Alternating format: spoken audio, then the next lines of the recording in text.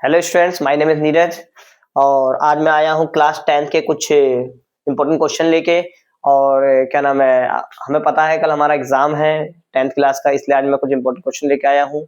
और आज 9th class का एग्जाम हुआ है, बड़ा प्यारा एग्जाम आया था गर्ल्स का, मगर जो बॉयज का एग्जाम था थोड़ा सा उससे अपर लेवल का था, मगर दोनों ही एग्जाम अच्छे रहे, बच्चे खूब खुश थे आज। ठीक है, चलिए बढ़ते हैं कुछ इंपॉर्टेंट क्वेश्चन की ओर। देखिए एक क्वेश्चन क्या कहता है हमें, ये कोई पुराना पेपर है उसका क्वेश्चन है 26 से बी पार्ट। मैं इसके जो स्क्रीनशॉट है लगा दूंगा, अभी वीडियो के साथ ऐड कर दूंगा इसको। तो इसमें ना हमें दे रखा है 2p-1 x और p-1 y और 2p+1, ठीक है, और 3x + y = 1। और बोल रखा है find the value of p for no solution. No solution के लिए कोई सॉल्यूशन नहीं है, ठीक है। नो सॉल्यूशन में क्या होता है हमारा, a1/a2 इक्वल होता है b1/b2 के, ठीक है।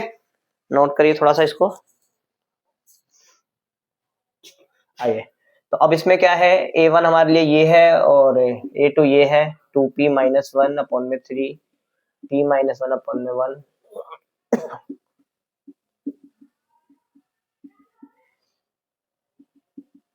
3p-3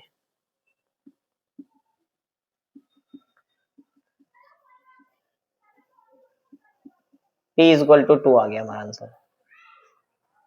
नोट कर लीजिए आप, ठीक है, पॉज करके नोट करिए। तो बच्चों ये नेक्स्ट क्वेश्चन है 26 का ए पार्ट। इसमें आपको ए और बी के टर्म में दे रखा है थोड़ा कांस्टेंट, इसमें एक्स और वाई की वैल्यू फाइंड करनी है, ठीक है। चलिए करते हैं इसको। पहले मैं इक्वेशन का नाम फर्स्ट और सेकंड देता हूँ और लिखता हूँ फ्रॉम इक्वेशन फर्स्ट, ठीक है। तो इसमें मेरे पास ये है इक्वेशन, बी का मल्टीपल इससे करेंगे, ए का मल्टीपल इससे, जो नॉर्मल आपका फ्रैक्शन वाला मल्टीपल होता है। यहाँ पे ए भी आ गया, ठीक है। ये इक्वेशन मिल गई हमारी थर्ड। अब हम क्या करते हैं, सेकंड और थर्ड को करेंगे सॉल्व, बट हमें पता है एलिमिनेशन मेथड से क्या करते हैं, पहले इक्वलाइज कर लेते हैं इसको। इसमें हम मल्टीपल करते हैं बी का, इसमें कर देते हैं ए का, ठीक है। Now from second and third, b का इसमें करोगे तो a b x, b square y, a square b और बी क्यूब, ठीक है। यहाँ पे बी स्क्वायर एक्स,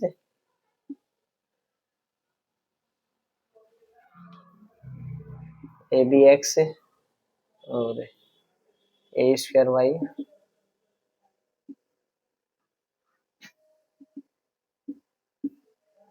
ठीक है। अब b square y plus a square y और ए स्क्वायर बी, बी की पावर 3, ठीक है। वाई कॉमन ले लिया आपने, ए स्क्वायर बी बच गया, यहाँ पे ए स्क्वायर बी स्क्वायर बच गए, बी स्क्वायर है, ठीक है। और इसमें बी कॉमन ले लेंगे तो ए स्क्वायर प्लस बी स्क्वायर बच जाएगा, ठीक है, ठीक है। अब ये इससे कट रहा है, दिख रहा है हमें, तो y इक्वल टू बी, आप फोन में ले जाके कट के दिखा दीजिए, बात एक ही है। तो y की वैल्यू b आ गई। तो इसको आराम से नोट करिए, इतनी चीजों को आप समझने की कोशिश करिए। इसको आपको पहले समझना है, आराम से पॉज करके फिर आगे बढ़ना है, मतलब एक स्टेप ये है यहाँ तक का, ठीक है ना। अब y की वैल्यू इसमें रख दी, किसी भी क्वेश्चन में रख दीजिए, फर्स्ट सेकंड थर्ड किसी में भी आंसर वही आना है। तो मैं इधर लिख देता हूँ value of y in equation third में रख देता हूँ, थर्ड मुझे ज्यादा आसान लग रही है, ठीक है। तो बी एक्स से minus A into B X equal to, ये हो गया ए बी, और B X equal to A B, B से B cancel, X equal to A. No, A और बी की वैल्यू आपके सामने रखी हुई है, नोट करिए पॉज करके, ठीक है।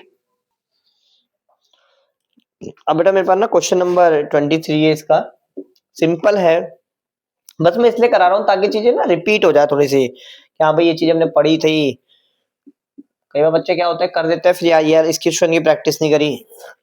3 पॉइंट है इसमें, फिर याद आता है कि यार इसकी प्रैक्टिस कर ले। वैसे बेसिक का पेपर है, नो डाउट बेसिक के बच्चे ज्यादा, इसलिए मैंने वीडियो बना रहा हूँ, ज्यादा लोगों का फायदा हो, ठीक है।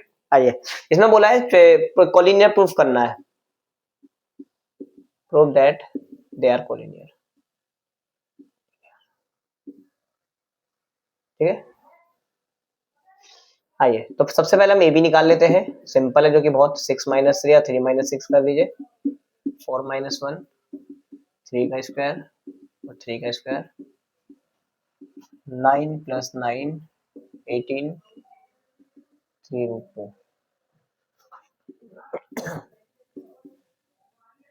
8 माइनस 6 है, 6 माइनस 4,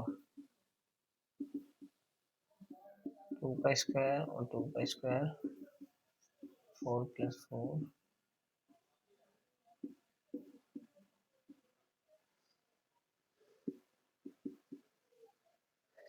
वैसे ही 8 माइनस 3 का स्क्वायर और 6 माइनस 1 का स्क्वायर, ठीक है, 5 का स्क्वायर और 5 का स्क्वायर, ठीक है, 25 प्लस 25, 50 है, 50 को अगर मैं स्प्लिट करूँ तो 2 इंटू 5, सारे स्प्लिट मैंने ऐसे ही करे हैं, मैंने करके नहीं दिखाया हूँ, 5 बाहर आ गया रूट 2 जैसे कि 18 है, 18 का मैंने क्या करा, 3 इंटू 3 इंटू 2 करा, 3 का पेयर बन गया, बाहर ले लिया 2, ठीक है, ऐसे ही 8 का करा मैंने, ठीक है। अब देखिए इन दो स्मॉल जो साइड्स है उनका सम जो है लार्ज साइज के बराबर आ रही है, तो आप लिख सकते हो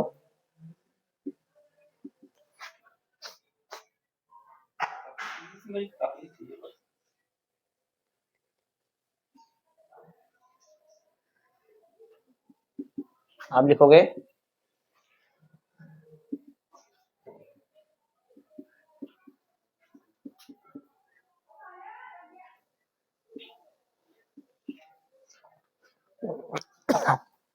नोट कर लीजिएगा पोस्ट करके, ठीक है।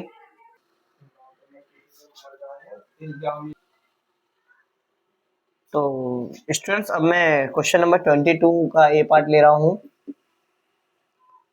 जिसमें लिख रखा है फाइंड द जीरोस निकालने हैं, एक क्वाड्रेटिक इक्वेशन में दे रखी है, y के फॉर्म में दे रखी है, 11y अपन में 3,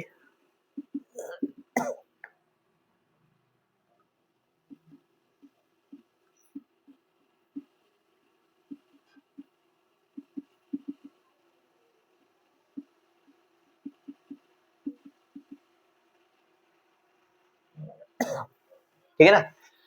देखिए बेटा, पहले इसका मैंने एलसीएम ले लिया 3 को 1 से डिवाइड किया तो 3 आया, 3 का मल्टीपल 7 से 21 आया।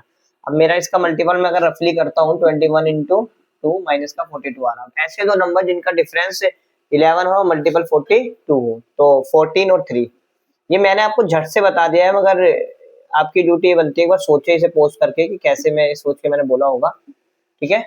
अब इसमें कॉमन लीजिए आप, 7y आपको कॉमन देखने को मिल रहा है और यहाँ है 2y, ओ सॉरी 3y माइनस 2, ठीक है, और यहाँ पर 3y माइनस 2, 3y माइनस 2 आप बाहर ले लीजिए तो बचेगा 7y plus 1, 3y minus 2 is equal to 0, 7y plus 1 is equal to 0, यहाँ 3y is equal to 2, y is equal to 2 अपन में 3, 7y माइनस 1 और y is equal to minus 1 अपन में 7।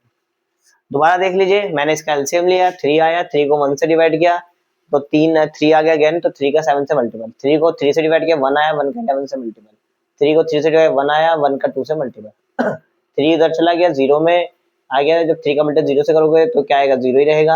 अब ये मेरे पास नंबर है आपके 21, अब इसको क्या देखना है, इन दोनों का मल्टीपल करके देखना है, इसलिए 42 आ रहा है। अब ऐसे दो नंबर जिनका डिफरेंस 11 और मल्टीपल 42 हो, तो ये 14 और 3, तो अब क्या है, अब इसमें हमने कॉमन लिया है, 7 कॉमन दिख रहा है, y भी कॉमन दिख रहा है, तो 7 कॉमन ले लिया, मैक्सिमम 1 कॉमन है हमारे पास, ठीक है। और फिर यहाँ पे 3y बच गया, यहाँ पे 2 बच गया, यहाँ पे 1 कॉमन आ रहा है तो 3y minus 2, 3y minus 2, 7y plus 1, तो 3y माइनस 2 और 7y प्लस 1 करके वैल्यू आपके सामने, ठीक है। नोट करिए आप पॉज करके इसको, मैं नेक्स्ट क्वेश्चन देख रहा हूँ कौन सा कराना है।